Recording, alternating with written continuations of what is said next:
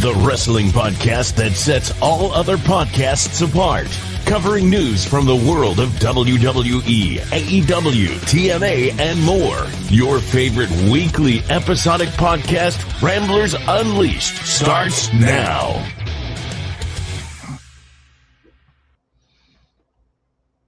Welcome back, everyone. J-Bone here, along with the rest of my crew. Welcome back to Ramblers Unleashed. I'm sorry. I'm so used to saying smash this podcaster total. Yeah. Nonstop impact. Yeah. And so it's been a while since I've been, on without Dizzy and Dizzy doing all the intros and all that stuff. Usually I'm just pressing buttons and waiting for someone to say my name. And what was the question? So what? Dizzy's on location tonight. No Dizzy tonight. He is on location in Cleveland trying to figure out who let the big dog out.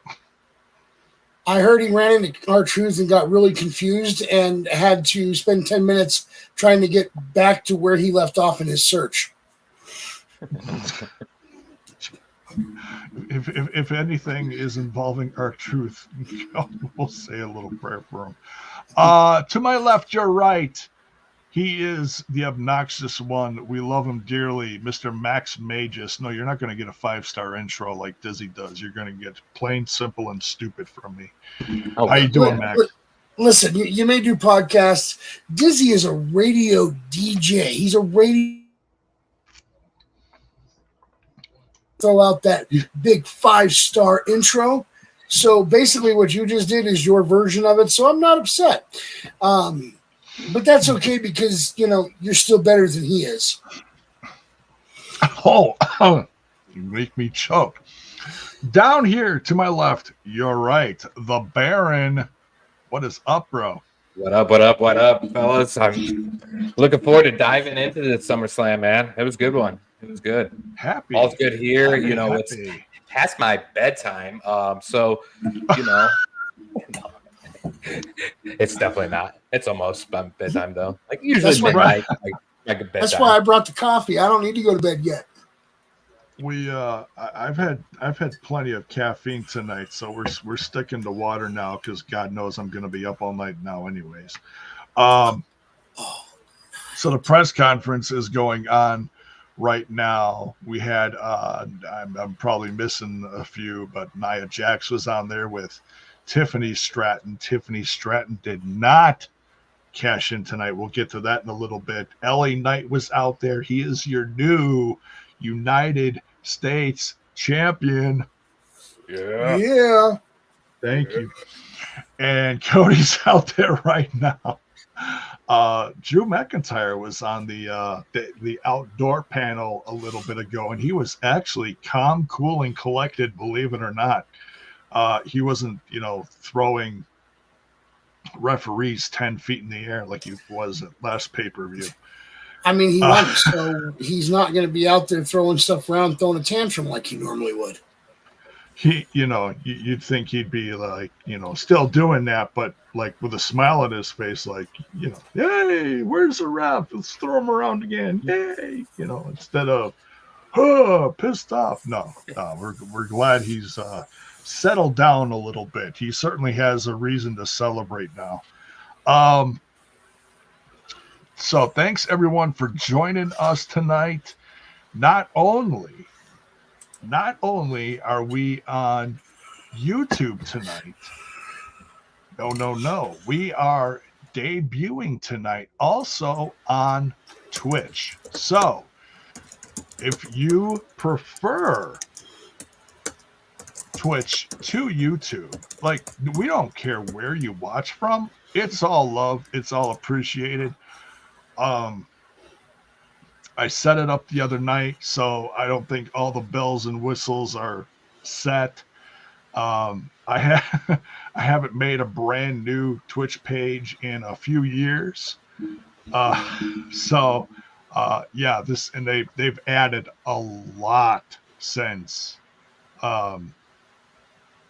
we started doing Twitch with Total Nonstop Impact, my other show. I take care of.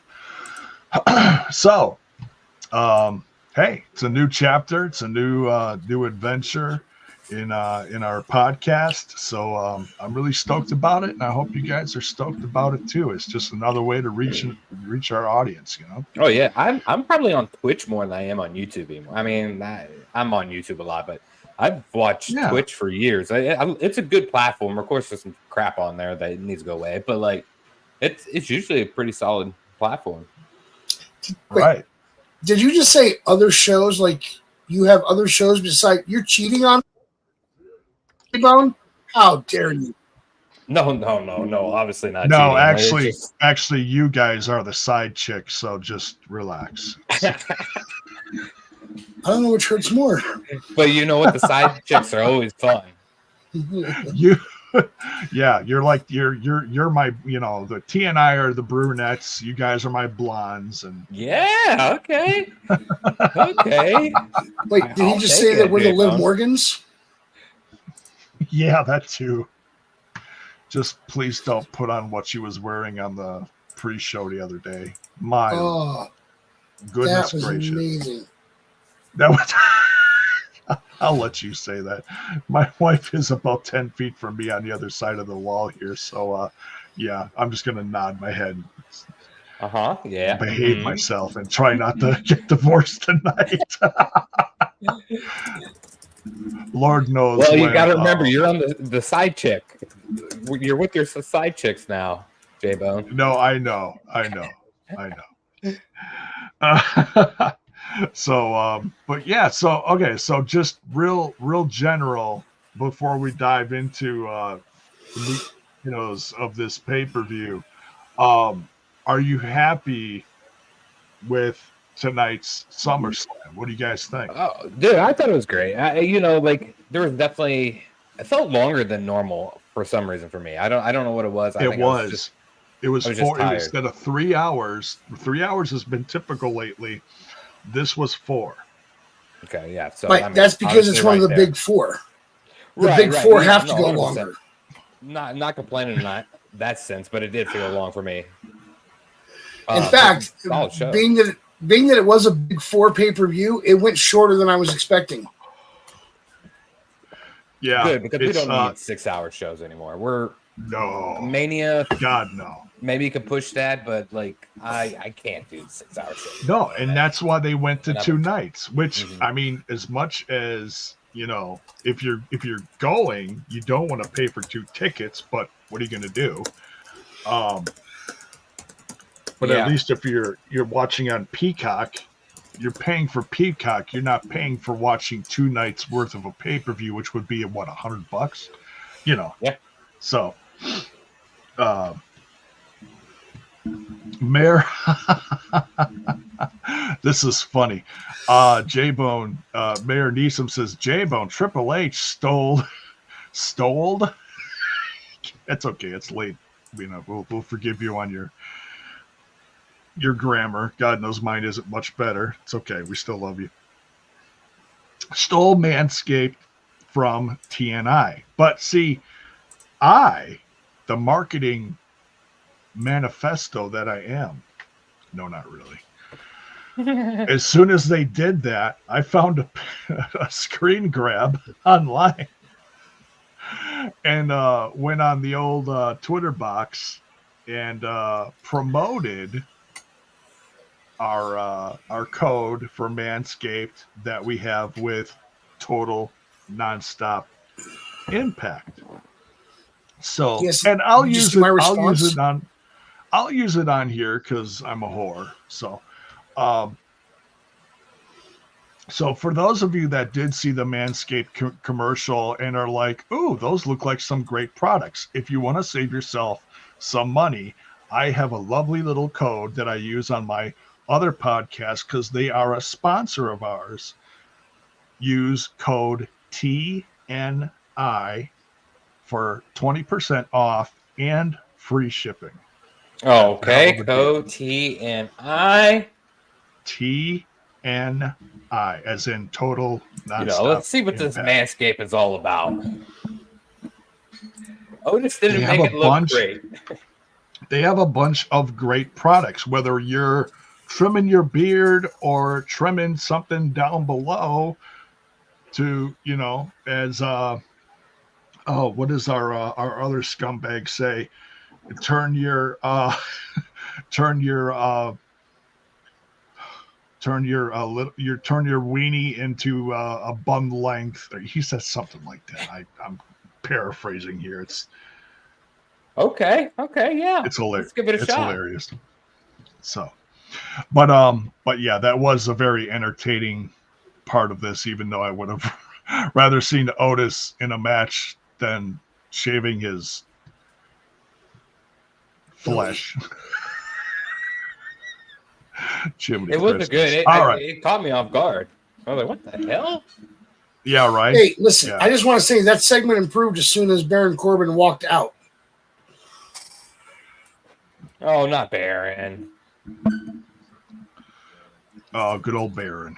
There's only one Baron that we like on this show, and that is the scumbag sitting below me. Yeah. The Baron. Yeah, no, Right. It was... I was like so confused when it popped up on the screen because all I seen was just his head, and I'm like, what in the hell are they doing? That's the first time I ever seen him do like an ad for Manscaped. Have they ever done that before? WWE, I think that's a first. Sometimes you'll see the commentary team do some kind of advertisement, but I've never seen them do one for Manscaped. Otherwise, they've normally been leaving them to the commercials for probably about the last 15, 20 years. Mm-hmm. This is the first time in a really long time I've seen them actually do one of those live advertisement type things. Yeah, no, same. So they must be a big sponsor then. No offense to Manscaped. I just don't know why the WWE chose that to be their first live advertisement again. Well, technically, goddamn Prime's been pretty much a live advertisement for months now. Yeah. Yeah, and there's all sorts of sponsors. You got C4, you got Prime, you got Manscaped, you got Ron Breakers joining the outdoor panel there. The new IC champion. Yeah. Bron's the reason that you and I are going to have words later tonight. What? Well, hopefully they're loving words. My little side hoe. My little side hoe blind.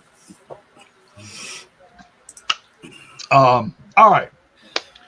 Let's let's dive into this this show that we had tonight. We are talking about the 37th. You guys feeling old yet? This is the 37th installment of SummerSlam. Jiminy Christmas. Yeah. I mean, yeah, thanks a lot, because I'm 36 here. I'm gonna throw my age out there. I don't care. I'm 36. And I feel like I've seen them all. I remember picking up like the very first SummerSlam at like VHS store when I was a child years and years ago, you know? And I think I have seen every single one of them. I mean, I've seen all the pay-per-views. I haven't really missed out on many, but SummerSlam's always in my mind like number 3 show-wise. You got your Mania, Rumble. Actually, I put Rumble before Mania a lot of times. And then your SummerSlam. Okay. Yeah, I love Rumble. I think Royal Rumble is one of the best. But Rumble, this is always that midpoint of wrestling, SummerSlam. This is where feuds end, because you still get the lingering feuds from like Mania and stuff like, So this is where it kind of ends and a whole new chapter starts. That's why it's always a solid pay-per-view. Right. Yeah. Yeah. This definitely is a brand new chapter, starting / and ending. We got new titles. Or not new titles. We got new champions, excuse me. We've got new feuds. We've got big returns. We got a little bit of everything tonight.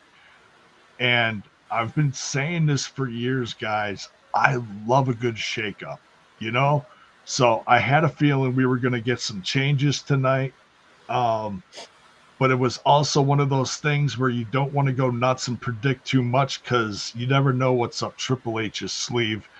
And if you start, guessing too much and predicting too much, you can turn into one of those sour fans like, well, why didn't we get this? And why didn't we get that? No. Go into it simple. Make your predictions.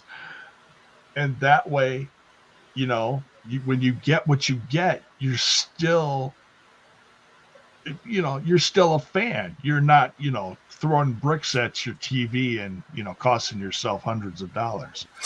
Like we see, the ones that go viral on YouTube. I already do that during the football season. I throw the TV remote into the TV every football season. I'm a Cowboys fan, and I will always be a Cowboys fan, and there's nothing more devastating than being a Cowboys fan. So I have You're supposed to have one of those damn it dolls. That you can like rip apart and throw around. No. Hey Baron, remind me, what is Dallas's record against December? Not great, but don't want to get too far into it. But we've been 8 Super Bowls, 1-5. I wish the Packers would say the same. I'm not a Packer fan. No. Or the Broncos. Yeah, right? Are you the Broncos fan? Well, I'm all about the orange and blue, and that means that I'm a Broncos fan unless they're facing the Bears, and then I'm just a Bears fan. Okay, fair enough. Baron, we're having some audio issues with you. Do you want to try going out and coming back in and just checking your check your connections on your microphone and such, and then come on back in? Okay. Yeah, it was like I was watching him talk, but it was like sped up.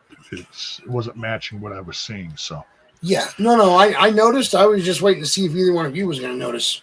Because if it was just me, I wasn't going to say anything.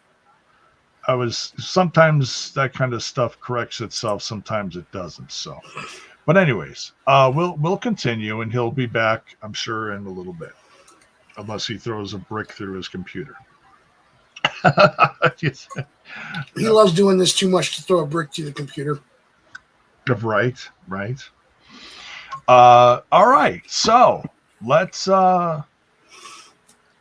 jump into this. We got we're starting out here with ladies first. They were very kind to the ladies, which is really weird because I just read something yesterday right before I saw that outfit that Liv wore at the kickoff yesterday.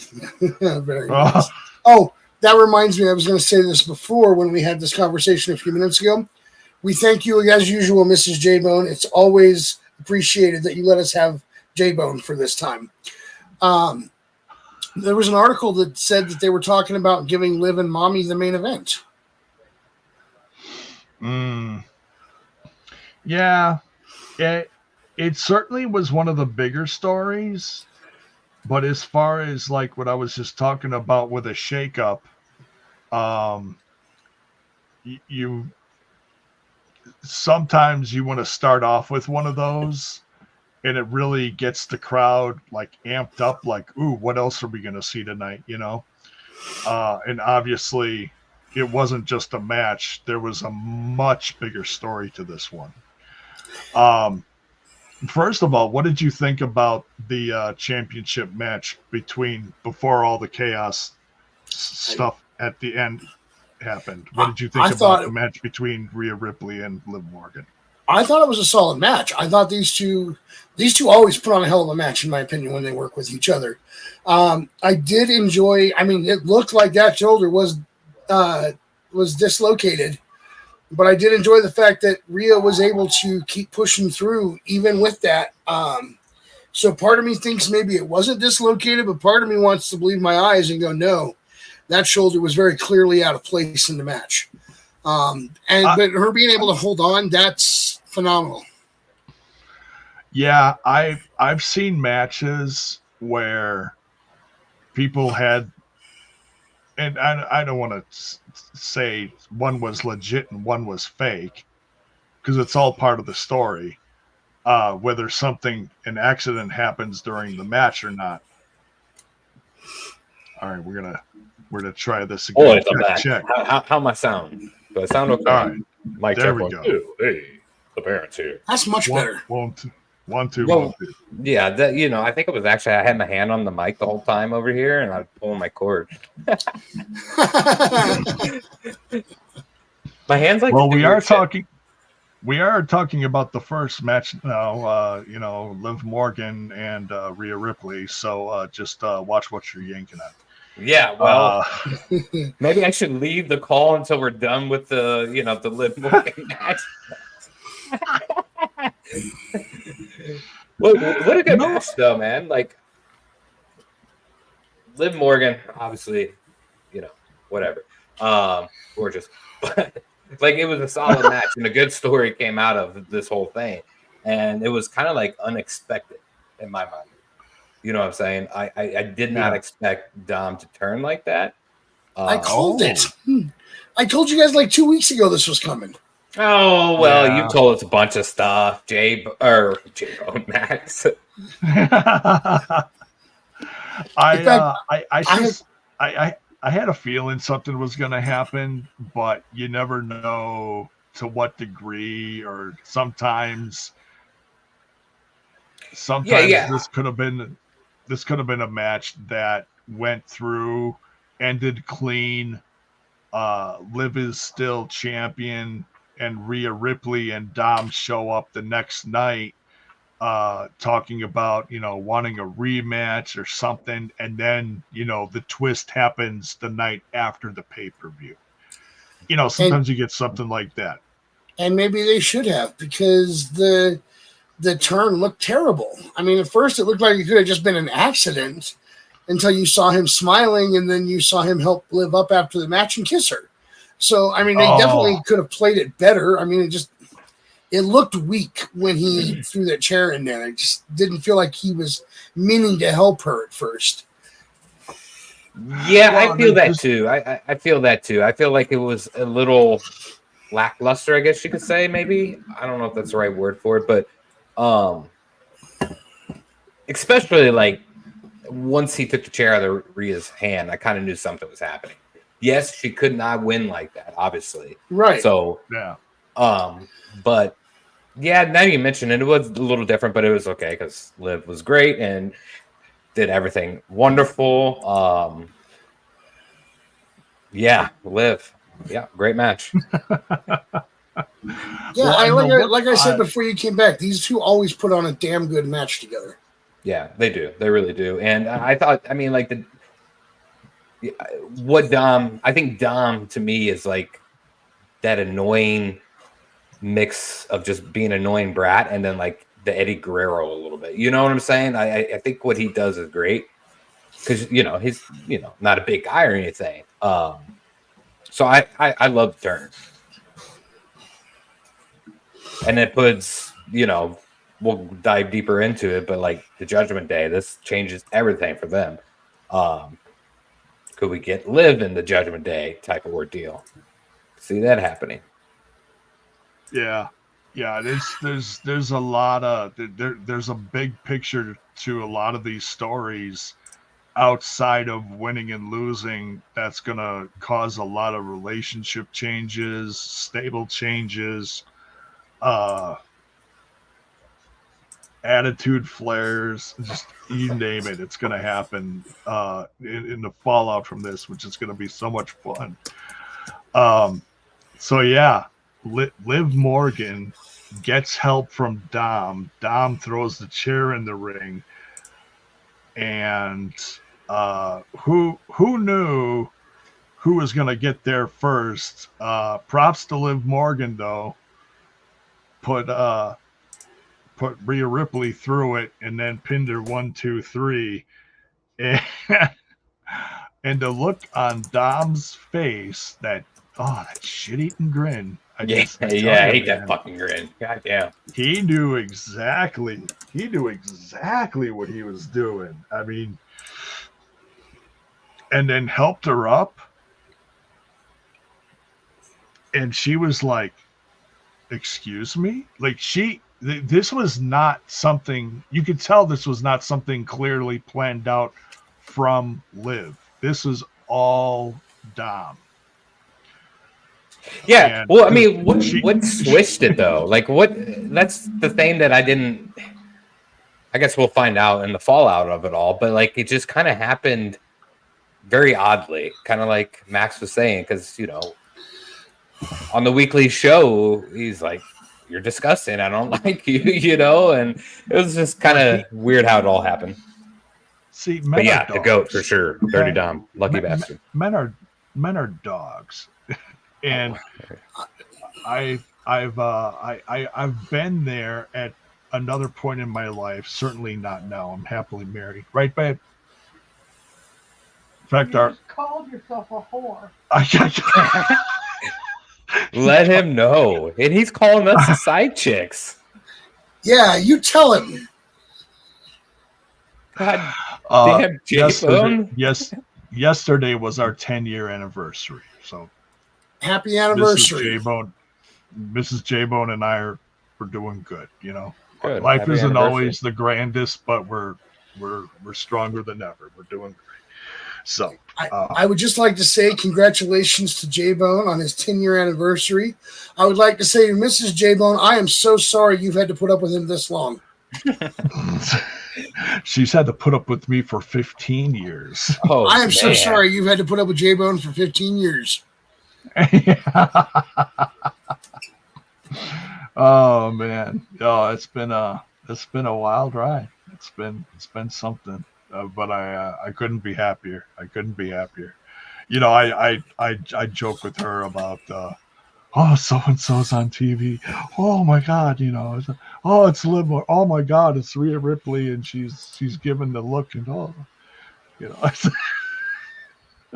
I'm old enough and I'm confident enough in my marriage where, you know, she's not gonna, you know, beat me over the head with a frying pan.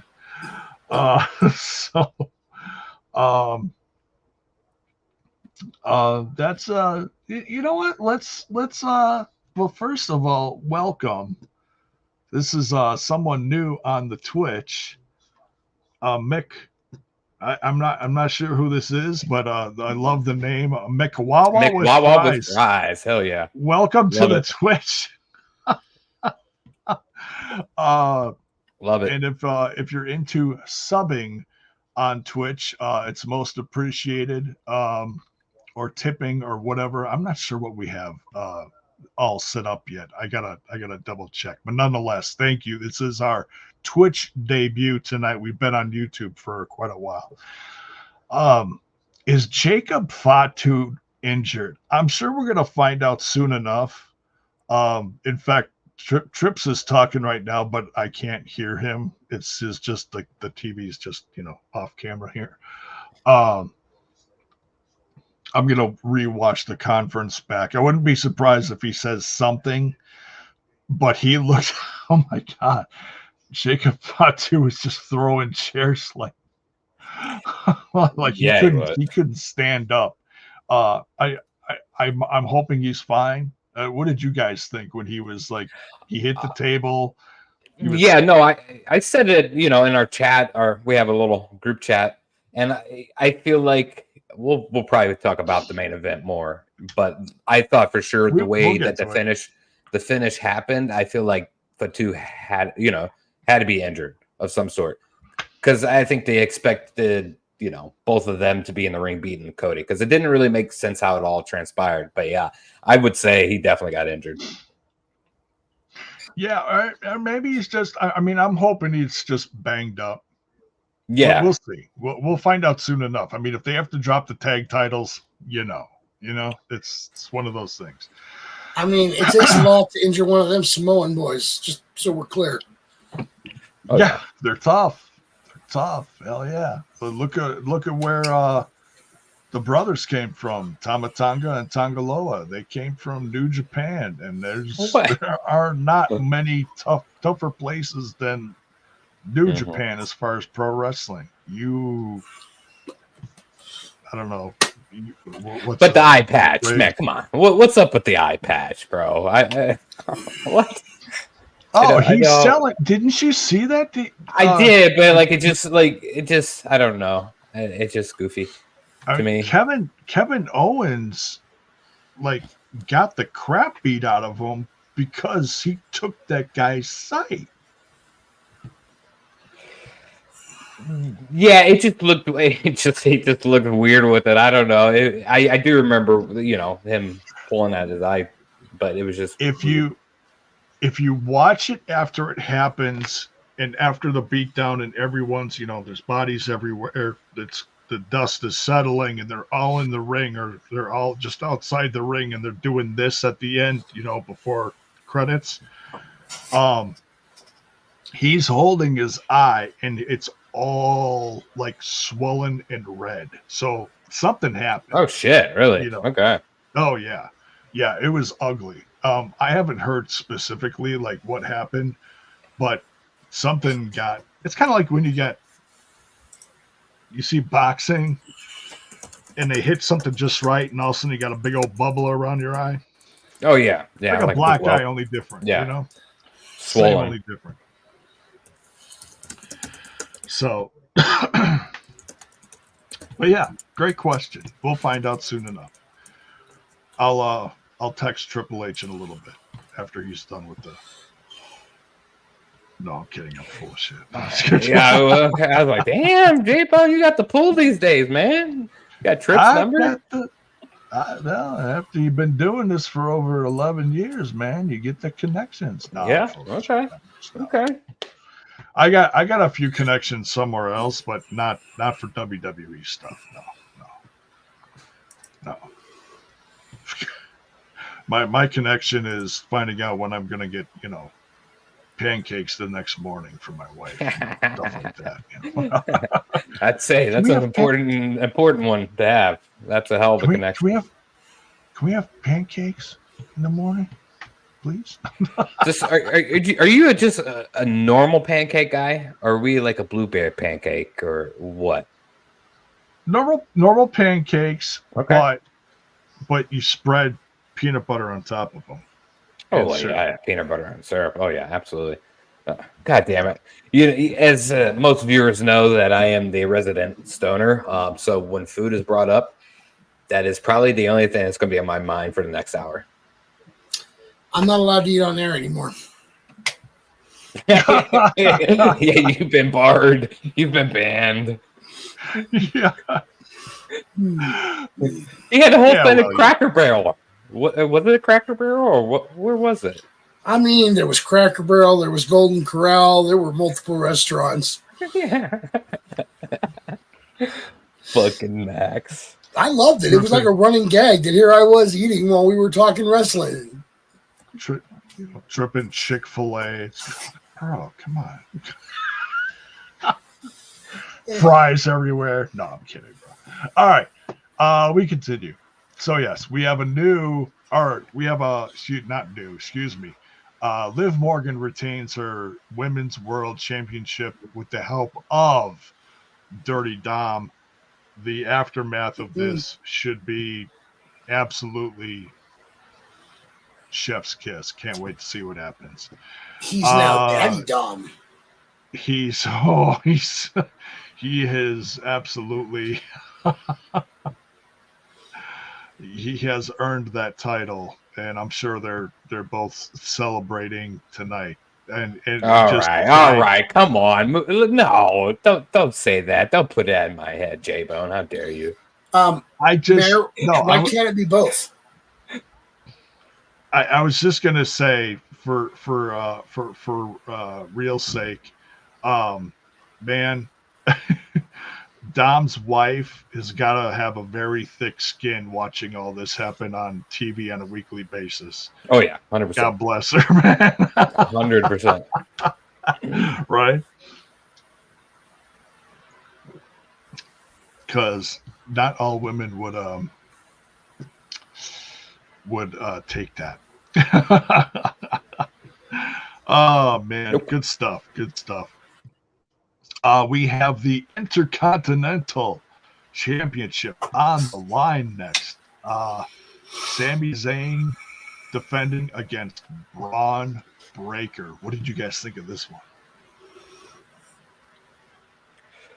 Solid match, man. I it wasn't long. It wasn't, like crazy title match or anything. But they brought Bron in, let him do, beat the hell out of him. Sami always looks good in every match he's in. He's always putting over his opponent every single time. And I thought he did a good job of selling and everything. And it was good. They needed to put the title on Bron Breakker. That submits him a little bit, put him over, because you could clearly tell he's going to be in the future one of the top players. I do believe they need a mouthpiece for him. Who that is, I'm not sure, but they definitely will, because I think he's not very good on the mic. But hell of a match, man. I love Bron Breakker. I seen the clip that Scott and Rick were up in the crowds cheering him on, so that was cool to see. Yeah. But it is solid match. I think, like I said, I'm more curious where Sami's going after this, because he always does, he always has these solid runs, and then he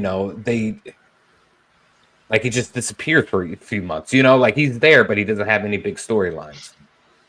Yeah, because he's been a good IC champ. He has, and his last few years coming out of the pandemic, with the Bloodline story, forming the tag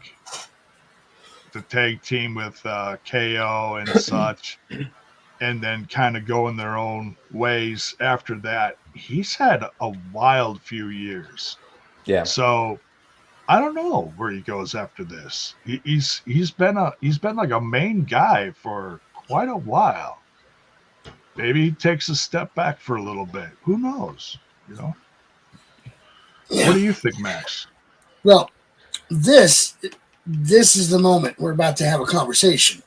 But first, listen. Shit. This was the shortest match of the night. It was second match. 5 minutes, 40 seconds.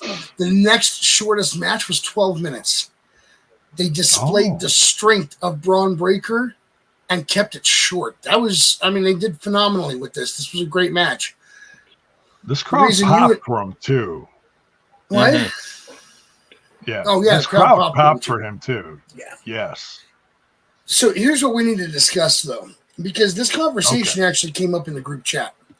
Who should Bron Breakker's mouthpiece be? Do you remember what you said in the group chat, J-Bone? Oh, I said a few things, but one of the names I did say was Ryback. Get out.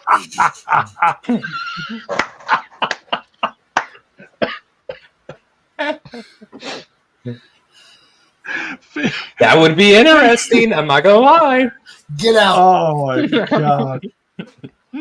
Hey, when he was around, I loved Ryback. Do I watch him now? Do I pay attention to him? No, because I think he just toots his own horn and tries to sell his supplements in between mukbangs, stuffing his face like a slob in his car. I don't think I've ever listened to one of his shows. I just see clips and on Twitter and stuff. I'm like, what the hell is going on? Yeah. I used to follow him for a while because I was curious. I'm like, oh, what's he doing? I'm like, because I was a fan. I wanted him to come back to wrestling. Did I think he was gonna show up somewhere? And then after a while, when it didn't happen, it's just you lose your interest. You unsub from the channel. You don't care. See, now Styles knows what it's about. Good evening, Styles. What is up? He's scoring.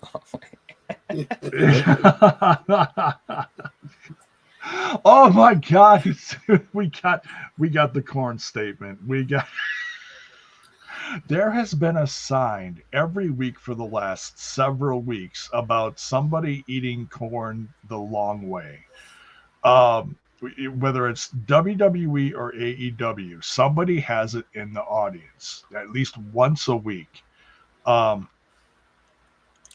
sometimes it's MJF. Sometimes it's who was the guy that was slammed by shit. Oh, okay, it's we're back here. Who was the guy that was slammed by Jelly Roll tonight? I can't never think of his name lately. Theory or Waller? I must have missed this. This must have been when I was smoking or something. I didn't see Jelly Roll do anything. It was late in the show. Miz and Truth came was it out before to the main announce event? the attendance. Oh yeah. Was it right before the main event? I think so. Yeah. Okay. Yeah, I definitely missed it. I didn't know he did. I like Jelly Roll. He's a pretty big wrestling fan. Oh, he's just the dude is a star, man. He's showing up everywhere, and but the thing is, he's staying humble. He doesn't show up and hey, I'm big shit. You know, right. He's very thankful for all the opportunities he gets. Diz is in the chat, ladies and gentlemen. He is running the chat right now. Good evening, Diz. Wish you were here, bro. Taking care of business. We're trying, bro. We're trying. I'm not gonna. Yeah, you gonna bring up Val Venus. Let's not talk about Val Venus. How about that? All right. I'm super stoked for Braun Breaker. This felt like okay, he didn't get the win the first time.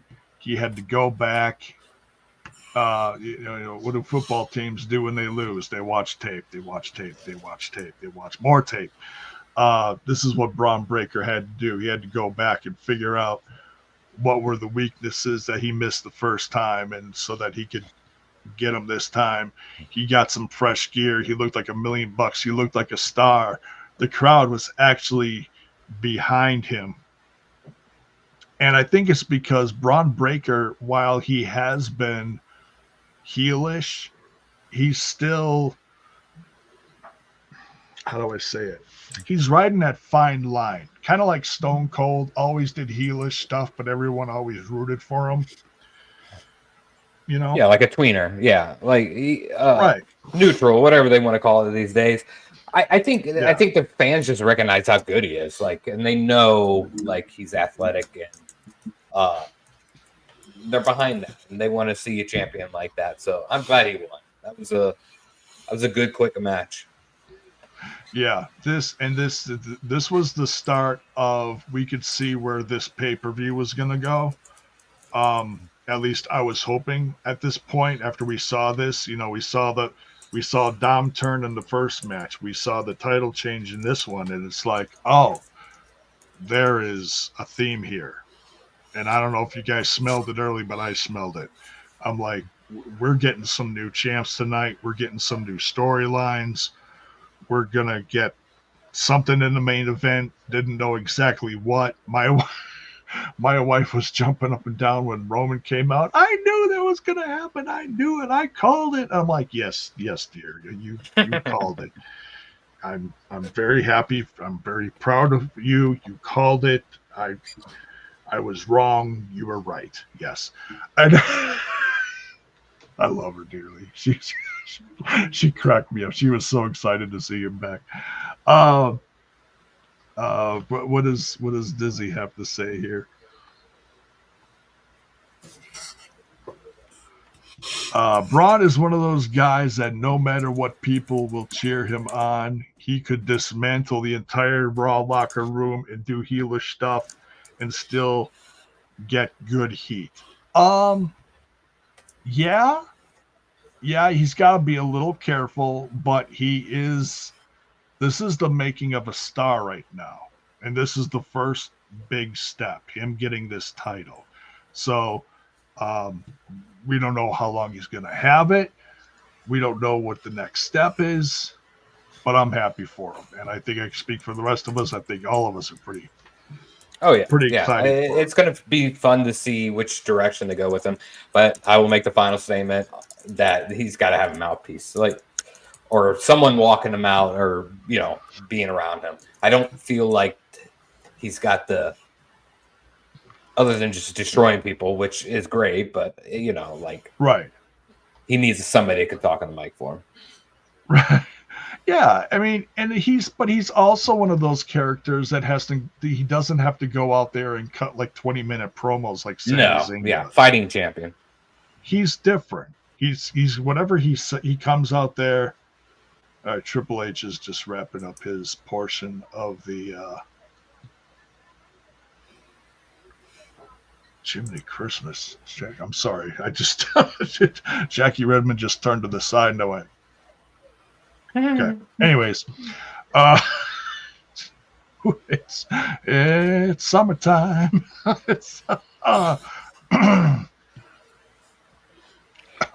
I'm gonna be in so much trouble. Yeah, I was gonna say, folks, this is the end of J-Bone. This is the end of the show. The end of the show. He has been kicked off. We won't see him anymore. It's been real. Here comes the frying pan. Yeah, the frying pan you were talking about. Oh gosh. No, everyone's lovely tonight. Seriously, everyone's lovely tonight. Next, we got LA Knight. Yeah. Versus Logan Paul defending his WWE United States Championship. Logan Paul, of course, had his we'll just say his motley crew out there with him. And if you guys get the reference, you get a cookie. I got it. That was good. Did you like that? That was a good one, J-Bone. Did you have that written down right after the match started? No, that literally just came out of my mouth right now. It's who walked out. The reason why I say motley crew is who walked out with Machine Gun Kelly, MGK, or Tommy Lee in that sense from the dirt. That's where we're going. Aha! You did okay. You did get it. I got it. It was good. I thought it was good. Okay. Which, yes, by the way, the dirt was great. For those of you that don't know, there is a biopic movie, as they like to call them, on Netflix of Motley Crue. MGK played Tommy Lee in the biopic and actually did a really good job. So, yeah, no, it was great. I loved it. Good stuff. Thanks, Diz. He says we'll pay homage to J-Bone on the next show if he doesn't show up. We're on air. I'm going to have to teach you guys all this shit really quick. Oh, gosh. All right. So, yeah, United States Championship time. Max, what's the matter? Are you okay?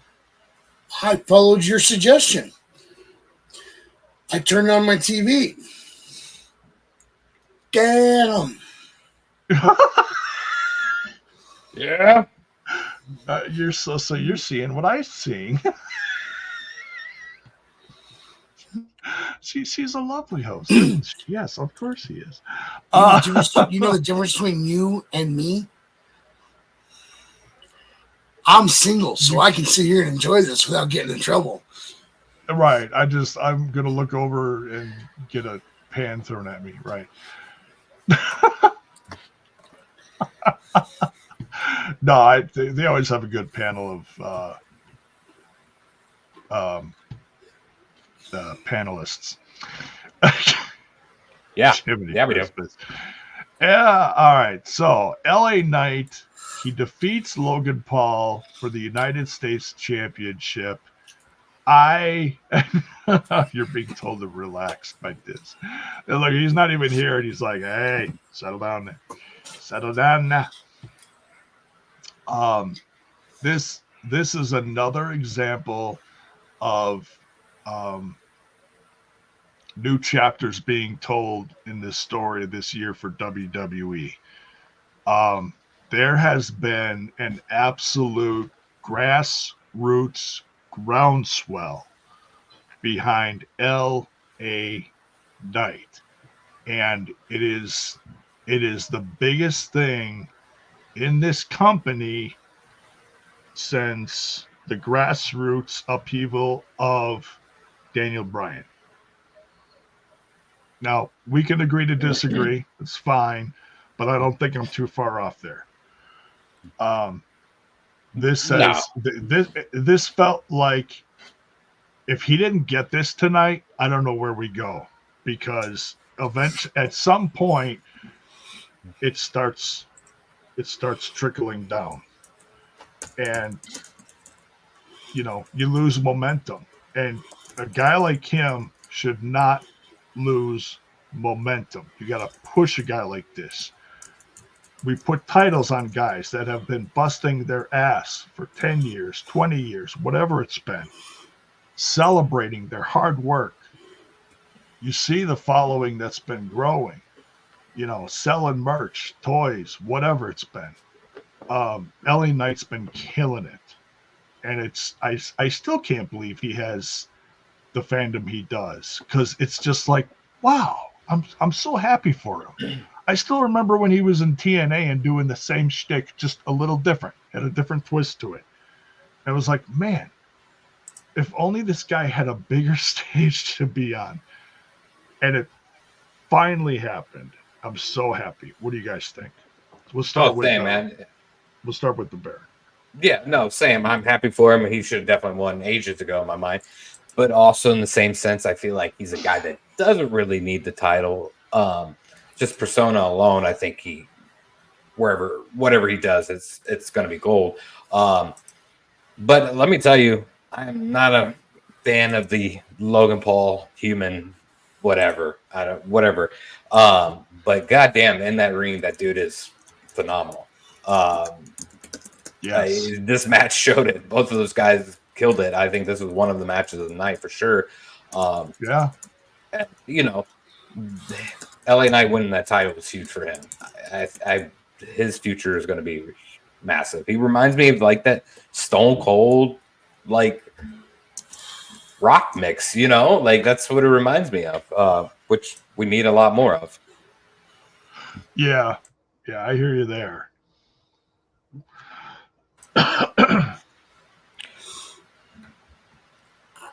I mean, LA Knight is a megastar, and he did that on his own. I was very upset when they changed his name and turned him into the Maximum Male Models guy. I didn't think he deserved that. And when they turned him back into LA Knight, I was so happy, and he has really he shines as LA Knight. That's the best word I can come up with for that.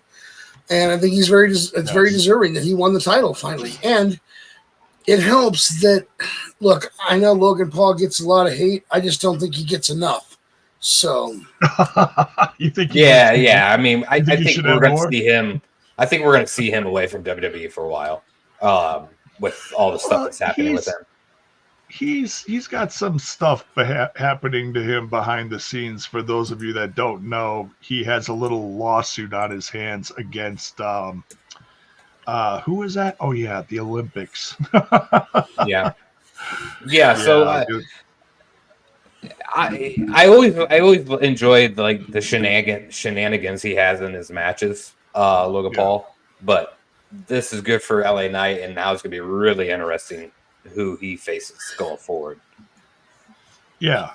So you got some new representation and some new champions to build on both shows, which is so good to see. You've got LA Knight on SmackDown with the United States Championship, and you got Braun Breaker, someone very new and up and coming, with the IC Championship on Raw. So it's a nice mix. It's a good blend. Wow, I'm just looking at it's kind of a highlight reel they're playing here, and it was at the end of the match where Roman Reigns came out. Man, I haven't heard a pop like that. That was a pop. Well, you know what? Speaking of pops, LA Knight gets a pop too. He gets a damn good pop every time he comes out. Which is one of the biggest ones currently. Yeah, I think that was probably the second biggest pop of the night was LA Knight for sure. So that is awesome to see. I really did not catch his run in TNA. I got more familiar with him when he came. Not a lot of people did, sadly, Yeah. but if you everyone's got access to YouTube, go find some clips. They're very entertaining. Yeah. Especially the dummy promos. He'd be at a podium and he'd have a button, and every time he'd smack it, it would go dummy. Yeah. I think I've seen some clips of that. Yeah. It's it's very similar to what's going on now. It's just a different twist of it, So yeah, good stuff. Next, we got Nia Jax versus a defending Bayley for the WWE Women's Championship. Now, I didn't catch all of this match, but I made sure I caught the end of this because I was sure we were going to get some kind of shakeup tonight. But the only shakeup we got tonight was a new WWE Women's Champion in Nia Jax. And I think if this was a few years ago, I'd probably really be against this. But for some reason, I've been actually excited for Nia Jax return to the company in this run. Number one, it was unexpected. So what happened, I was like, oh, wow, she's back. Interesting. I think she's in better shape than she was before. I feel like she's grown as a person. I think she's just better all around, I still like the fact that, she still has the stigma of, Bayley calling her, dangerous and reckless and stuff like that. And they can throw that in a promo, and she even used it against Bayley in the match. She just started kind of ragdolling her like, oh, I'm reckless, huh? She just kind of slap her around a little bit. But yeah, we have a new women's champion. Let's start with Max. What do you think of this, man? Oh, listen, even modern time, I'm not as big of a fan of Nia as some people are. It's hard to get past the danger that she presented when she was around years ago. I'm not saying that was completely her fault, but I don't know. It's wrestling. I kind of wish that the briefcase had gotten used and we had a different new women's champion. But hey, I'm a huge fan of Tiffy, so yeah, she is really something. She's one of the hardest working up and comers in the game today. So I can absolutely appreciate the fact that she's holding that briefcase, and it's a new one. And what's funny is she's going to end up clocking someone over the head that's now champion and wrecking her new briefcase one of these days from the person that gave it to her. Yeah, I kind of thought she was going to use that tonight after the match was over, even because the look on her face as they were walking back and forth posing, I just thought she was about to turn on Nia and use her briefcase. But no, she celebrated and left. Yeah. That ending happened way too slow and too long. I'm like, just you know what? Now we did see hints of it almost happening, because as Tiffany Stratton got in the ring next to Nia, she was holding the briefcase, facing the crowd the same direction. But if you watch Tiffy, her eyes wandered up to the championship that Nia Jax was holding. Her eyes wandered up to that belt several times. And that's why I'm like, it's going to happen. She's going to back up a couple feet. Boom. Nope, didn't happen. Baron, what do you think about this that happened tonight? And I saw that because I didn't take my eyes off Tiffy. Yeah. We know that, Max. But we wouldn't expect any different, Yeah. I don't even really know how to describe it because I'm not sold on this. I'm not understanding it. I for sure thought a cash in was happening. I think all of us predicted that. Okay. And I'm not upset about that not happening. I'm not upset at all, but I'm not sure the understanding of Nia Jax winning or how or why. I don't see the resurgence really in my eyes. It's just Nia Jax to me. I don't dislike her at all by any means, but I just feel like it's just the matches are just not there for me. It doesn't click for me. But I guess it's going to be more interesting with her being a champion and having Tiff run around with her for quite some time. She's going to be by her side a lot, and that's going to brew into something good. So long-term storytelling and wrestling is key. So I'm very interested in seeing how that plays out. I just was not expecting, Nia Jax to win the title, walk away Saturday with the belt. It was just weird. Yeah. Yeah, number 1 win and number 2 walk away clean. Mm-hmm. Yeah. Yeah. So if maybe anything, we'll see some more out of her. I feel like I don't see much and maybe I'm missing it, like the backstage interactions or any kind of mic work in the ring. I just always see her in that match. Yeah. Well, I'll give Nia Jax one thing. She put the crown on tonight for the post show. Did she have it on? She had it on, and Tiffy was sitting next to her with her briefcase. And this whole time, since King and Queen of the Ring, I'm like, why did we even call it King and Queen of the Ring when no one's wearing the damn crown? I'm like, you gotta pay some respect to that title.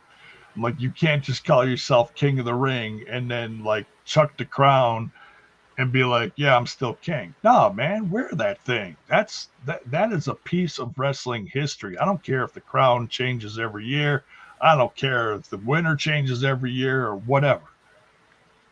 You win King of the Ring, you are look at who won it before was King Booker. Does that help? Booker? No, that goes way back. That's 15 years Charlotte. ago. No, it was Zelina Vega.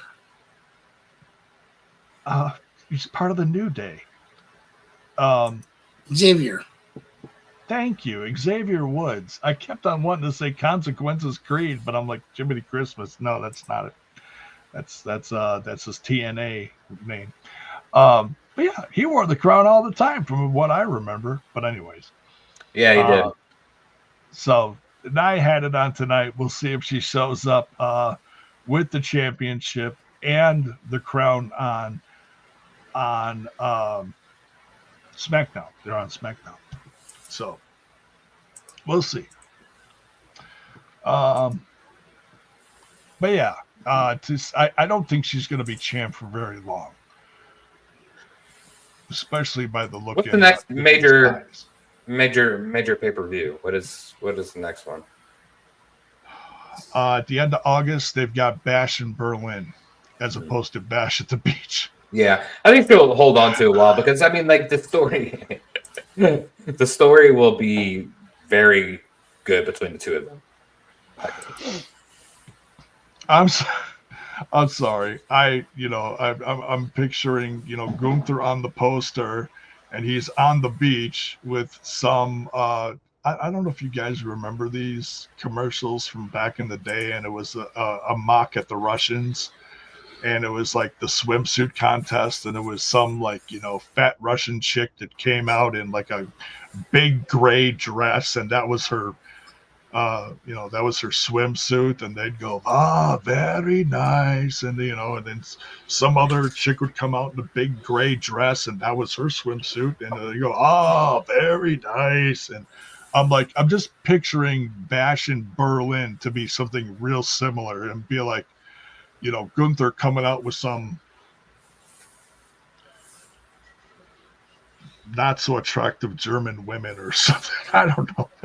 I'm old and stupid. I was gonna say like a gray dress, is that what you were getting at? Gunther coming out with a gray dress? That's my sense of humor. Yeah. Not something sexy. It'd be something like, oh, this is cold, ice cold Germany, but it's still summer. But summers in Germany are a little different than here in the States. It's like it's not chicks in little string bikinis and beach balls getting thrown around. No, it's cold. It's always cloudy, and the women are not so voluptuous and gorgeous. The sick and twisted mind of J-Bone. Anyways, we continue. I can't wait to see Bash and Burley. Gunther's going to be a riot. He's going to be a goddamn riot. Right. One of my favorite matches of the night. This has been a story that has been waiting to be told since before WrestleMania, since January, since the return of CM Punk in the Royal Rumble. This battle of words, wits, whatever you want to call it, between CM Punk and Drew McIntyre. We finally got the payoff with Jiminy Christmas, Seth Rollins and sparkly Sabu pants. I can't believe we got Seth Rollins and sparkly Seth was looking fly, man. That was the best ref shirt I've ever seen. The ref shirt was one thing. The pants was like, oh, like, stop. It was very Seth. I was waiting for him to like rip them off, like Garza did, with his pants, and just have some like striped pants on. But no, Lars said somebody needs to take away Seth's bedazzler. Someone needs to take away his wife's credit card. Somebody's buying him this stuff. Show, man. It's like, you know what? Fuck it. We'll put it on. Yeah. Well, fuck it. Let's just go with it. What? It can't get any worse, right? Oof.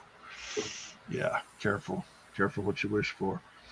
But no, Seth was a riot, and Seth was actually one of the more entertaining parts of this match, because there were times when he was like really being a good ref, and there were parts where he took a step back and he's like, you know what? You guys just clobber the shit out of each other. This is, you know what? I got a front row seat for this. I'm about to go get some popcorn. Continue. It's like, just let him, because if he wants to go after the world championship again on Raw, guess who's in his way? These two guys. If they take each other out, he's free and clear. Yeah, 100%. Yeah, he was definitely the most entertaining in this match. I thought this match was fantastic. Especially the ending. It was kind of poetic in a way, I guess. CM Punk screwed over Drew for how many months now, and CM Punk screwed himself over. So we're, back to how it begun. I just, CM Punk got his ass beat this match. He really did. He did, and he took an ass whooping. So props to him. And as much of a CM Punk fan as I am, it made sense that he lost here, because he is the one that has been messing with and screwed Drew McIntyre. Mania, lost his championship. I mean, yeah, Drew. You could absolutely say the argument of Drew McIntyre screwed Drew McIntyre. Sure, obviously he did. We've had that conversation, but CM Punk was absolutely the proponent to this. Max, what did you think about all this? Let's first off, how many times did Drew just fall short before Punk even came back. And then he'd walk around and say it was somebody else's fault, even though he did it. Okay? Right. You're not getting this done on your own. That's the problem. And then Punk comes back, and what does Drew do for months after Royal Rumble? Oh, I'm the one that hurt Punk. And he brags about it. Oh, and he's still blaming everybody else for his shortcomings. Then he takes that bracelet. Now, I'm going to be honest with you. To me, it didn't matter who won tonight. The story involving the bracelet should have ended tonight. And the end of the match, what does Drew do? He takes that bracelet back. Yeah, we ain't done. I mean, they put on one hell of a match, though. I can't deny that. Seth took that go to sleep like a champ. And he still seemed upset about counting the pinfall on Punk, even though Punk just laid him out. But, I mean, I'm not going to lie. This was a damn good match. It really was. Yeah. Yeah, CM Punk looked good. Yeah, I was a little worried. I think J-Bone said it in our chat. Like, we're not the last couple times it hasn't worked out for him. He's still good. He still reminds me of CM Punk, standard CM Punk. I don't think much has changed. You can definitely tell he's slowed down a little bit, obviously, gas. But you got to remember, he's in the ring with Drew McIntyre. Drew McIntyre is a big son of a bitch. He's a monster. Yeah, he is huge. One of the monsters of this company. But now, going forward, are we going to see all three of these guys be in the title picture? I feel like CM Punk losing kind of brought him back a little bit. Maybe he goes elsewhere in the storyline and then be more of a Drew thing. But I think we're going to see Seth and CM Punk more so than anything. But yeah, great match. I think the next chapter is we get all three of these guys in a Hell in a Cell match or a cage or something. It's going to involve all three of these guys, and I don't feel any. I don't envy the referee that has to deal with all three of these guys because it's going to be even uglier than tonight. You almost have to bring in someone like Stone Cold to referee the three of these guys. Right. But yeah, Drew McIntyre's the winner. We'll see where the story goes next. I am intrigued to see where we're going next. That's for sure. Yeah, same. It's going to be interesting for sure. Especially with this bracelet. I feel like this bracelet is kind of like, and I've seen a post about it, like AJ Lee maybe, gets in the mix in some way, shape, or form. I don't know. But I do feel like there's something set up for that. Well, AJ Lee did not get the chant on the pre-show. Larry got the chant on the pre-show. Larry's gonna get him. He gonna bite his ankles. He gonna chew on his toes and piss on. Wait, did Larry actually get a chant on the pre-show? Yeah. Nice. Okay. Because they were talking about the feud, CM Punk, and and then the fact that they took the bracelet that had AJ Lee and or April, whatever it says. We've known her as AJ Lee for years, so it's hard to call her April. But yeah, that and their kid Larry. So go Larry. Yeah, the crowd popped for Larry. One more thing on this match. I will say that you could tell CM Punk has changed because the old CM Punk wouldn't allow Drew to go over. You know what I'm saying? I feel like, CM Punk is more here to like push talent a little bit, because this is his first major match back, to WWE. It's his first. You are correct. It is his first singles match. Yeah. So I kind of expect that. I think I picked Drew to win, but I could totally see CM Punk win. But I don't feel like the older, the younger CM Punk, I guess you could say, would have had Drew go over. Because Drew needed that win more than CM Punk, for sure. Yeah, that's true. Yeah. As much as you may not like Drew McIntyre and the way he's been behaving, if you look at this story long term, yeah, this had a proper ending. Oh yeah, no, it was a very good ending. Yeah. Before we jump into the last big championship matches of this card, just want to thank everyone again for being here. If you would please do so, smash that like button, smash that sub button if you're new here, and ring that bell for notifications. Check out all the links in the description. Check out the merch page and the social media links, and so that you know when we're live. All right. One of the last two heavyweight championship matches.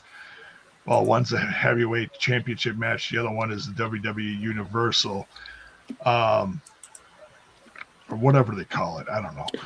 It's every time I get a copy of these from other pages to fill in the results on the description, they call it something different.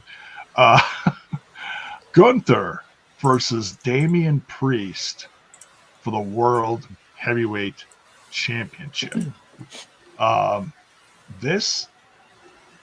This match, we knew this was going to be a good one, and Gunther's journey to this point, whether you love him or hate him, has been really fun to watch.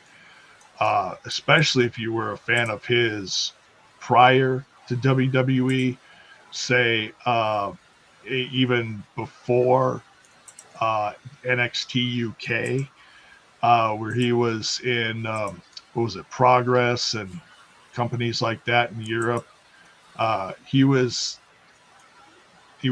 one of the bigger badasses in European wrestling, and the fact that he is the same but different in the WWE. During the pandemic, he slimmed down a lot and got in much better shape, and worked on his promo skills, and he is one of the best in this company right now. What'd you guys think of Damian Priest versus Gunther? Let's start with Baron.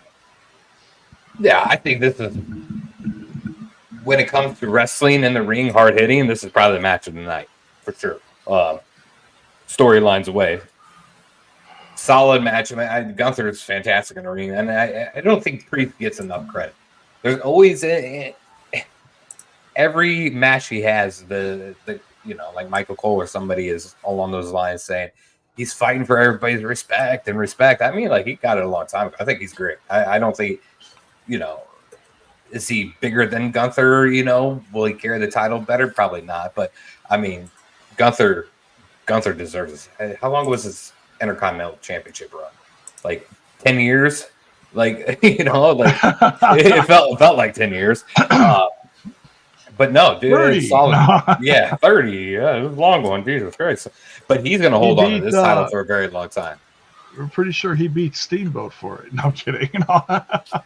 No, I think he did. Well, he beat Days Honky Tonk Man. Yeah.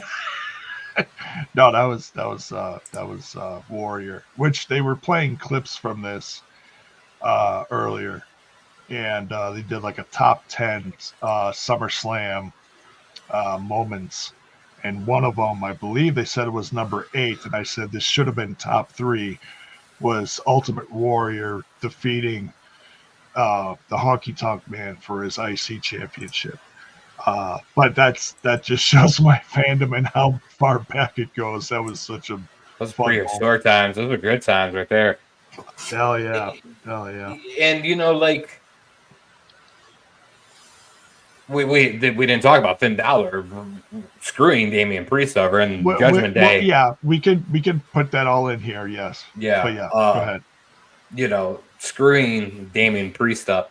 Damian Priest is going to be set up to be a pretty solid babyface in all of this.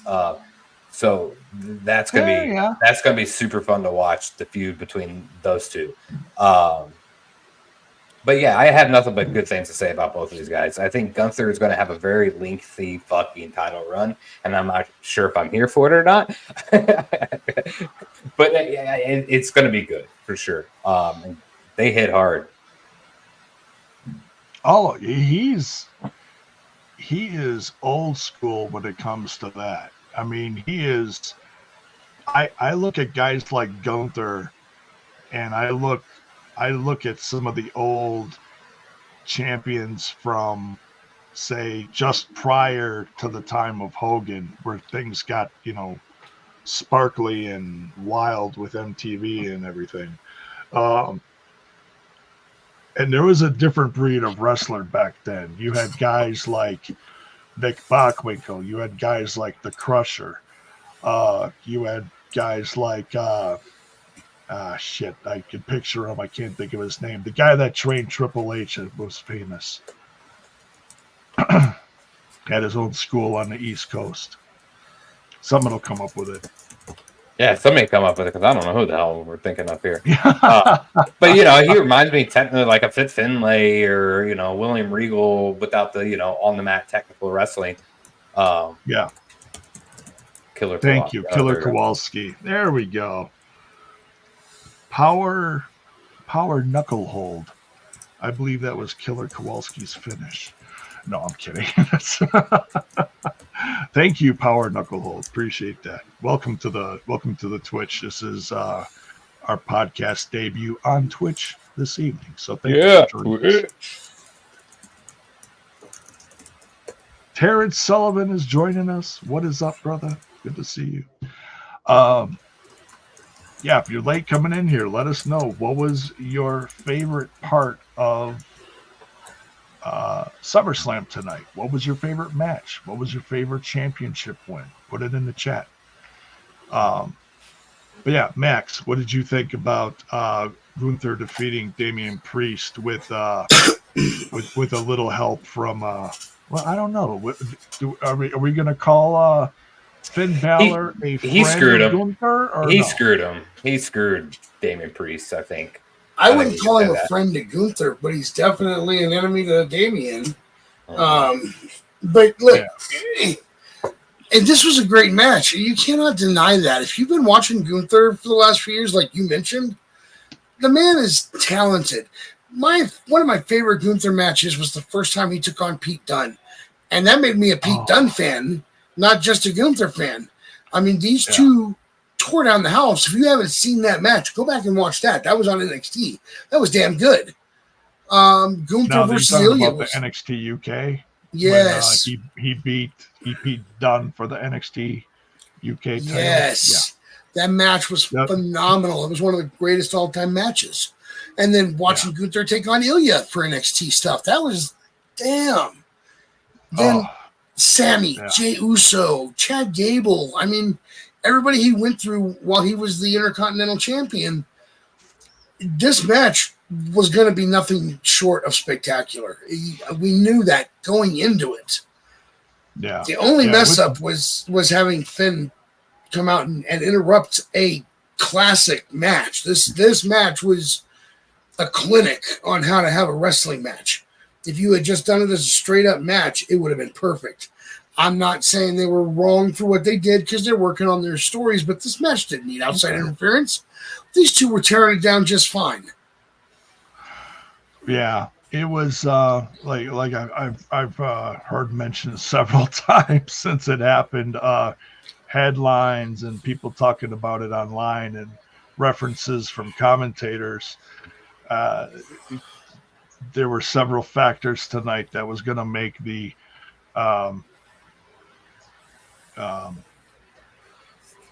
their group implode. So it was time. They had a hell of a run, with or without the championships. Damian Priest and Rhea Ripley and everyone. Carlito's still kind of I'm not sure where he fit into all this. He's just the old goofball of the group, right? He was. I still like Carlito, but I love Carlito. he's kind of like still looks like he's carrying someone's bags, and he's like Mr. Chuckles. It's like I want him to see have a significant part in all this, but then we'll see what happens. But I'm curious to see how the Judgment Day stuff shakes out now, though. Because to me, it seems clear that Finn, JD, and Carlito are on the same page. So where does Mommy and Dom fall into this? Are they on the same page with? Is one of them on the same page with those three and the other not? We know Damian's on the outs with those three now, since those three are together and Damian was attacked by Finn. So I can't wait to see what dynamic we get going into Monday night. Yeah, it's gonna be interesting. I mean, remember Finn took the key card away from Dom with Liv, and I think Liv is going to slip into Rhea's spot and kind of be part of that portion of the Judgment Day. And Liv was the one that got them the tag titles. So yeah, exactly. I think that's going to be. I think that's going to be. It's going to be Damian and Rhea, obviously, just them two.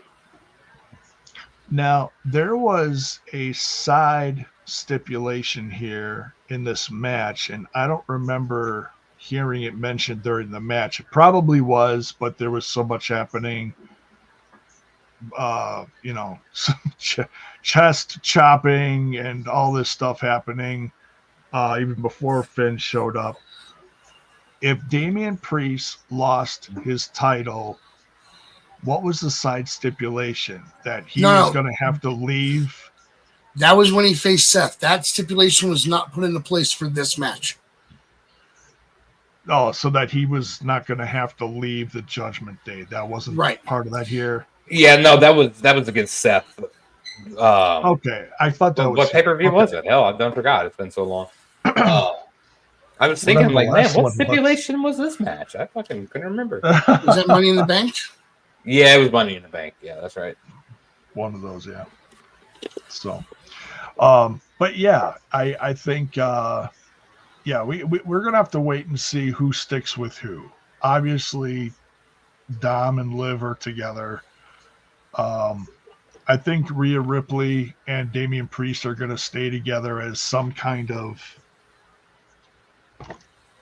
not necessarily a stable, but they always had each other's back in all this. Yeah. Rhea Ripley kind of leaned on Damian Priest as a leader, and Damian Priest always leaned on Rhea Ripley as being the glue of this stable, keeping everyone's heads on straight, which obviously was not easy. Do a very good job. Shit. Not easy. Didn't do very good. Especially when you get guys like, JD McDonough coming in and Finn Balor going, oh, yeah, he's with me, and then Carlito coming in and Dom going, oh, yeah, well, he's with me. And Damian Priest is like, wait, what? What the hell's going on here? There's always some fucking confusion going on in that group. Can we talk about this? No? Okay, fuck it. Let's just go to the ring. Let's go to yeah, exactly. I think that every time. Like, God damn, they're dysfunctional. But they always walked together and they always got shit done. Win or lose, they hung tight. But now things obviously are different. Relationships have changed. Yeah. Sides have walls have been put up. Lines have been drawn in the sand. Raw is going to be very interesting. I can't wait. Let us know in the chat what you think is going to what's going to happen in all this. Who's going to take whose side? Who's going to walk down the aisle with who? And I don't mean... I'm whatever side Liv's on. I don't know where she stands out in the Judgment Day, but that's where I'm going. So my allegiance is towards Liv. Sorry. Really? Yeah. Come on. You're going to walk around with Dirty Dom? Really? Well, you got to do what you got to do. These two are going to be Lita and Edge 2.0. Wait till it gets on. I'm going to walk around with Tiffy time. But that's safe. Yeah, that's safe. As long as Ludwig doesn't find out. Oh, Yeah, he's wandering around somewhere on SmackDown now, isn't he? Maybe, I don't know. I think he's still on Raw somewhere. Is he? Okay. Yeah. He hasn't been out there with Gunther lately, so that also is going to be interesting to see. You know, is Gunther going to be doing this alone now, or is he going to get some of his buddies back? But Ludwig turned on.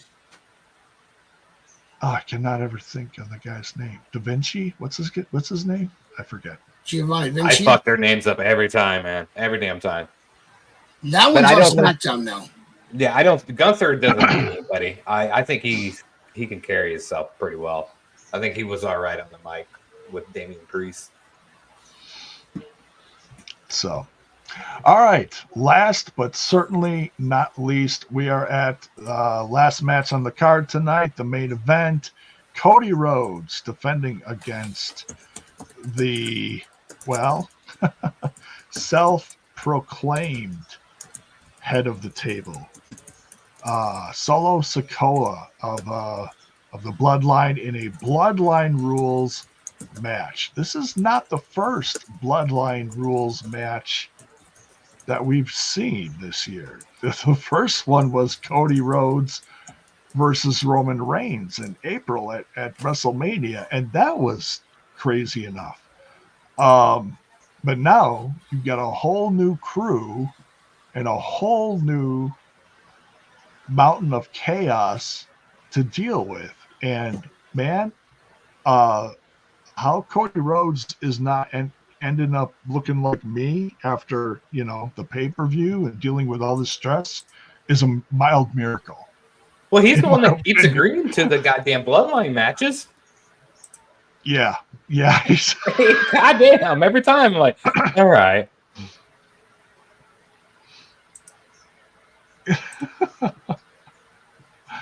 Oh, man. Highlight that comment for Baron, please. What comment we're looking at here? Oh, Terrence Sullivan. The winners, Baron, me and you in an Deal. arm wrestling Deal, brother. with the Deal. winner getting the rights to date. 100% deal. I'll ring the bell. Ding, ding. Let's get to it. I will break my damn arm off for that. Right. And I'm just gonna kick back with some popcorn, man. Oh, Terrence, this is why we love you. Thanks for being here, man. Really appreciate it. So, Cody Rhodes versus Solo Sikoa Bloodline Rules match. Max, let's start with you. What'd you think, man? We'll get the Roman in a minute. Match-wise, what'd you think? And listen, this match was everything I thought it was going to be. You had a legend show up before this match and talk to Cody Rhodes. You had a brutal beating in the ring coming from both sides. Then you had the Tongans come out and do their thing, and they were violent. And then you had the return of Orton and Roman, and Orton and Owens, who rushed the ring and took the Tongans out. Then you had the werewolf come down. I mean, this match was everything I was expecting it to be. And that was even before they made it Bloodline Rules last night. This match was phenomenal. This match was my match of the night, personally. I'm giving this match the full 5-star treatment because this was damn good. And that's before we throw in the ending and talk about how they took it home. The big dog, if you will. Yeah, wow. I mean, this match had it all, except for an Uso. And that may come. There was a lot of, if you paid attention to the crowd towards the end of this match, there was a lot of yeeting going on, if you caught that. Yeah, there was. A lot of people yeet, waving their arms around. Yeah, I think that part of the journey will come. It's not. I don't think it's going to happen overnight. I honestly think we're going to get Paul Heyman back sooner than we get that portion of the story. If I'm being honest, it's the wise man I miss the most. Aw. Poor man. No, I hear you. Paul Heyman is great. He definitely was the glue that held the OG bloodline together, if you will. You know, he truly was the wise man. And Paul Heyman was the wise man in this version of the bloodline until he couldn't be anymore. You know, we saw what happened. He chose his alliances, and he paid the price, sadly, but he's going to come out on top for it in the long run. Listen, he's not the only one that did that. I'm surprised Cody walked away last night after saying what he did. He acknowledged Roman Reigns as the tribal chief, and Solo let him walk away from that. I think that saved him tonight, though, when the big dog showed up, because, hey, you acknowledged me. I took out the wannabe. Finish the match however you feel like it. When Arn was talking to him while Cody was on his way to the ring and said, I got some backup for you, I think a lot of people assumed it was going to be KO and or Orton. But when Arn went like this, I don't know if people assumed right away that meant there was someone else from another bloodline coming back, or if it was someone from up above that was looking down on Cody to help him, as in, you know, his father was looking down on him and, you know, taking care of him. And that's in that. Yeah, sense, you know, I kind of thought that too when I saw that. I couldn't tell which way it was going because I didn't want to. And a lot of people said Roman was coming back tonight. My wife said it very proudly, and I said, well, maybe. You know, I kind of felt like we were going to get another 2 or 3 wild Samoans on the other side of the page, but no, we got the big dog, and did we get the big dog tonight? Wrestling fans don't understand, like wrestling fans always get it, like, you know, people are dogging Roman Reigns for ever, you know, like I think they began to appreciate him more with the bloodline, but prior to the bloodline, they fucking hated Roman Reigns. And it's just wild to me how fast wrestling fans change, because like that's one of the bigger pops of the year for sure, with him coming back. But oh yeah, you know, the match was just like Max said, it was a fantastic match, played out well. I do believe like Jacob Fatu got injured because the you know, Roman return was very. It happened at a weird time, you know, like Cody just super kicked him and then hit him with the Cody cutter. So both were down. So it didn't make too much sense to me, Roman coming out. I was expecting a beat down on Cody and then Roman came out. I think that was the only thing that threw me off in that match. But yeah, I mean, great storytelling from Cody Rhodes walking out there, his entrance with the dog Pharaoh, up until Arn Anderson. You knew it was a big time match, which is crazy to see Cody Rhodes do that. He's carrying, I won't say carrying the company because there's a lot of people carrying that company right now. Sure. But him being the top guy for WWE is just wild. You know, we've all seen Cody Rhodes from the past. So just seeing him now being the number one guy, it's great to see. It is. It's a lot of fun. And this is, you know, and I was trying to explain this to my wife. I didn't want to assume which way this was going to go tonight. I was honestly leaning on the side of, did I want it to go this way? Not necessarily, but I'm like, man, you got to look at how Triple H is running this new era in WWE. He is shaking things up. Every month, there is something going on. There's a twist, there's a turn, there's something, which is insanely entertaining for the world of professional wrestling. Oh yeah. I did not want to assume tonight that Cody was going to walk out of there still champion. I was perfectly ready for Solo Sikoa to raise that title at the end with everyone else, 50,000 plus people just raining booze and, Coca-Cola cups down in the ring.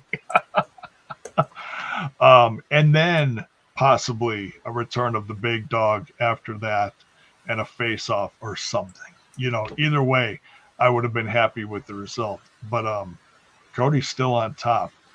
But the question is, for how long? Because we do have the return of the big dog. He is back, and he and Cody exchanged quite a long stare at the end.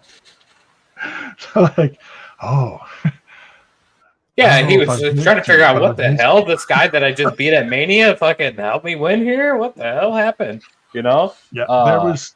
I think there was a healthy dose of respect. Yeah. Number one, disrespect that Roman had to deal with from Solo Sikoa. The other sense of, oh yeah, there's someone else in the ring here defending his title that did beat me, but there's a level of respect that came with that. That's what that look was. But we're gonna find out sooner rather than later what Roman's got to say about all this. I'm assuming Wednesday night. I don't think he's coming in tomorrow night. We'll see. But Max, what do you got to say about all this? Well, before we wrap this up. Well, tomorrow night's Sunday, so I'm guessing that we're not going to hear anything about it tomorrow night.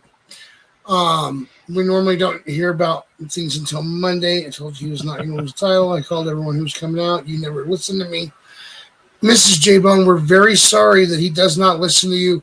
We have told him multiple times in the past that he really should learn to listen to you more often. But, what can we do? We can only do so much. We do try, though. I am looking forward to the fallout. If you remember, Cody had 3 matches against Brock, and after that third match, Brock showed him a sign of respect in the ring because Cody just wouldn't back down. He kept walking back into that danger, and he kept facing off with Roman. And I think that's part of where that nod came from. That was you kept stepping up to me. You've earned my respect. I think that's what that was. And I'm looking forward to where this goes from here. Yeah. And that level of respect from Brock was actually that raising of the hand, or however it all went down after that last match that they were in together. That was unexpected. So that was actually really cool to see. So, but yeah, put it in the chat. What did you guys think of this pay-per-view? What would you how many stars would you give this? How many how many let's see, if Alicia was here, how many flaming briquettes would you give it? I'm not one to give matches or pay-per-views too many stars, but I'll tell you if I liked it or didn't like it. I loved this. This was a pay-per-view that reminded me why I'm a wrestling fan and why I love professional wrestling. It's the stories, it's the matches, it's the characters, it's the comebacks, it's the rises, it's the falls, it's everything, What do you guys have to say? Were you happy with this show? Oh man, it was we'll just give it a 10 out of 10. Other than the Nia Jax, I wasn't too happy with all that, but nonetheless, it was a good show. And like we say every week on here, like WWE, I don't care where everybody's allegiance lies. We love wrestling here, but like they are killing it with stories. I appreciate the art of wrestling. I love wrestling. I love that. But you have to have the entertainment value in it, the storylines, and I think everything they've done from the moment Trips has came in until now has been solid. We're doing long-term booking. We didn't do long-term booking 5 years ago, you know. So they're doing great shit, and I love it. And it's only getting better because we got Roman back, and he is obviously the top dog in wrestling. Nobody's touching him. Yeah, he's got a new chapter in his journey, and it's going to be refreshing because he doesn't have a title, and he's going to have some new / old alliances along the way that we're going to see. So I can't wait. What say you, Max, before we get out of here? So I had a couple of minor disappointments. I get the overall story with the Judgment Day needed the Finn betrayal in that match. The match itself did not. That match would have stood the greatest matches of all time without that. So I was a little disappointed by that going in there. And I was disappointed at how weak the Dom turn was. So I'm going to give this a 9.5 out of the 10. That's still pretty darn good. Yeah. I mean like I said, they were minor disappointments. Overall, the show was phenomenal. There you go. Especially because Mrs. J-Bone called it. Of course she did. I mean, I know, and I'll try to be better about that when she does put stuff out like that, and to share that with our audience more. It certainly will. The more I feel like I do that for this show, it shows a level of professionalism. It also keeps my ass off the couch. So, that being said, we're gonna wrap this up. Thank you guys, Mr. Max Magis and the Baron, for joining me tonight. Dizzy, I'm sure, will be back next week as soon as he finds out who let the big dog out tonight, and we'll get his opinions on a few things from SummerSlam next week, because we definitely missed that tonight. But thank you everyone for joining in tonight. On your way out, thank you, Terrence. On your way out tonight, you guys know what to do. Smash that like button, smash that sub button, ring that bell for notifications. Why? So that you know when more of our content hits your screen. For those of you on Twitch, thank you so much for joining us. Follow the page. Give it a sub. You can certainly cheer some bits in the future. That page is just going to grow, and I'm very excited to see who joins us for that journey on that social media. So take care, folks. We'll see you next week. Much love, everyone. Follow the socials. Take care, everyone. See ya. Thanks for tuning in to Ramblers Unleashed. Follow the show on social media, subscribe to our YouTube channel, and click the bell icon for notifications of upcoming episodes.